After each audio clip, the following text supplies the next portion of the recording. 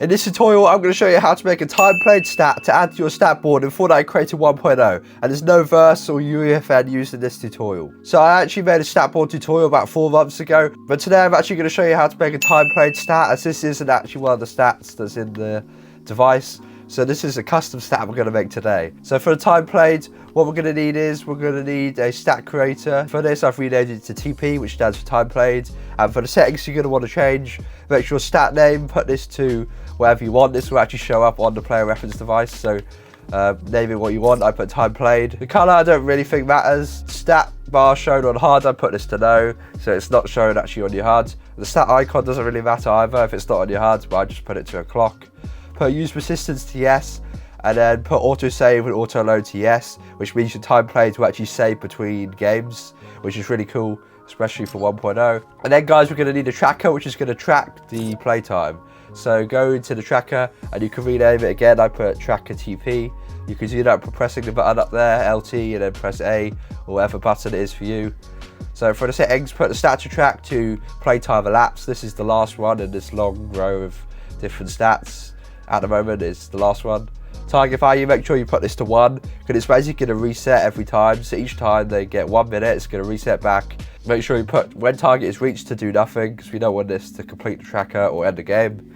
Show on HUD, you also want to put this to no. The tracker title, I put time played. And then tracker completion ceremony, put this to no. Then guys, place down a stat power up, and again I've renamed it to TP. And for the settings, for the stat to apply, make sure you put this to the custom stat we just set up, which was whatever you named it here. So wherever you named it here, it will come up on the stat power up. So for me, I put time played. So when we go to the stat power up, these are all the normal stats you could do, but the last one right here is time played, which is the custom stat we just made. The magnitude, make sure you put this to 1, so it's plus 1 minute. Infinite effect duration to no, effect duration to 0.1 seconds. Respawn to yes, and time to respawn to instant, and then who can see this power up to none. Then when you scroll across to the functions tab, make sure you put pick up when received from to the tracker we just set up when complete. So yeah, that's all this sorted out, and now we're going to come on to the player reference device.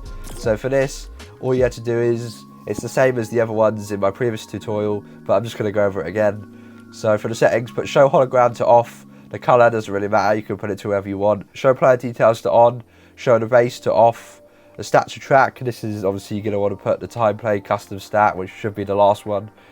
And then player details curve amount, put this to no curve. And then the player details height, doesn't really matter, just put it to wherever you want. You have to adjust where you want the player reference device to be. And then you can turn play audio to off, because that can sometimes be annoying. And then just like in the previous tutorial, as you can see, for each one of these you place down, it will say the player name above it, which is kind of annoying. Basically just place down and put it into your shapes gallery, and you're going to want to get this square pillar right here, and then you're going to want to resize it to fit over where it says player name. Go to the rotation and put it to roll, and then roll it down so it's flat like this.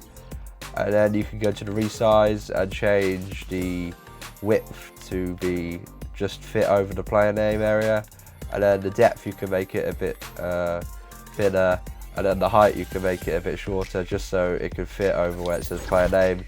You will have to go on to 32 grid snap most likely, and then you can just fit it over where it says player name, and you can change the color to whatever color you want. I just put mine to gold, and there you go.